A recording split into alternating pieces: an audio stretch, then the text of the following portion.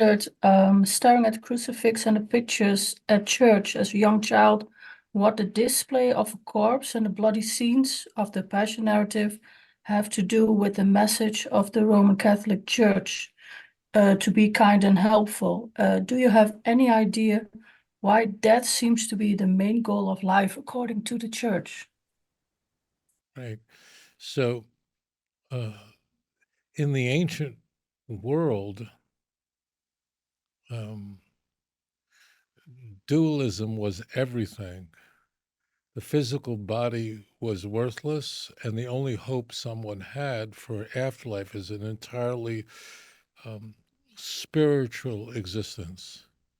In and Paul says this in 1 Corinthians 15 that the mortal body is really quite different than the resurrected body, which is a spiritual body. So I think in Roman Catholic churches, a crucifix is very prominent to say we're hoping for a spiritual resurrection in Jesus. Moreover, I think it conveys to parishioners the sacrifice that Jesus gave for your sins. People are paralyzed with fear of death.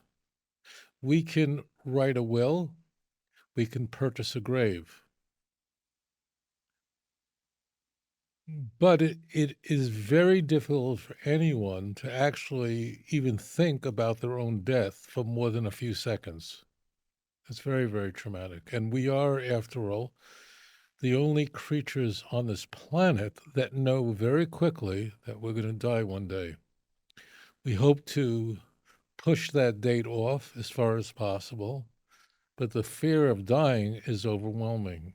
And as you can imagine, if you want to start a religion and you want people to follow you, but you're not God, what would you do?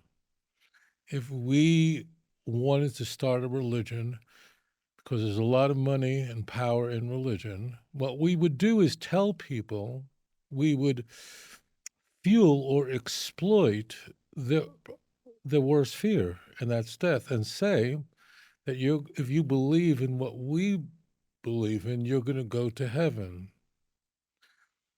Our, so that's our greatest fear that Christianity then addresses. And moreover, Christianity also is fueled by our low self esteem. Think about the worst decisions you've ever made in your life. And it was probably because the person you see in the mirror is not very attractive to you. And you're probably the most critical person of yourself. So our low self esteem, our feeling of inadequacy, um, invariably fuels our worst decisions. Why do people marry the wrong people? Very frequently because they feel like, who else is going to marry me? Who else is going to put up with me? So, if in fact low self esteem is our worst feature, then telling you that in fact you are a sinner, you are worthless, you are unworthy of God's affection, you cannot stand before God the Father and be judged because he looks at you as a failure, as a sinner. You see how all that just goes, oh, yeah, that makes so much sense. I never thought God liked me very much at all. Well, you see the guy hanging on the cross. He is perfect. He is sinless, something you'll never be. He looks great. I mean, when you see those statues on crosses, just notice that the guy on the cross, he's in perfect shape. Anyone would wish they would have that kind of a BMI. He's never fat, he's never overweight. He has gorgeous hair. He's beautiful. He looks like a Viking, right?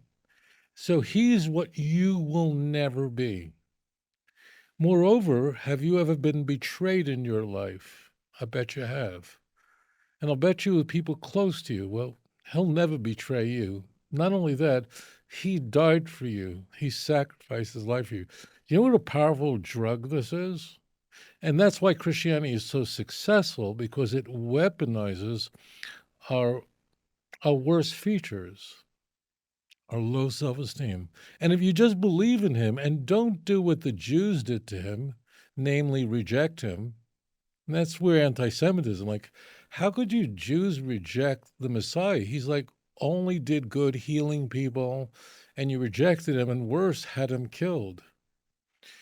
So that is all conveyed in that bloody crucifix, that idolatry that you see in a Roman Catholic Church.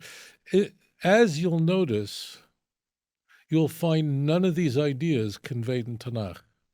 It's just the opposite.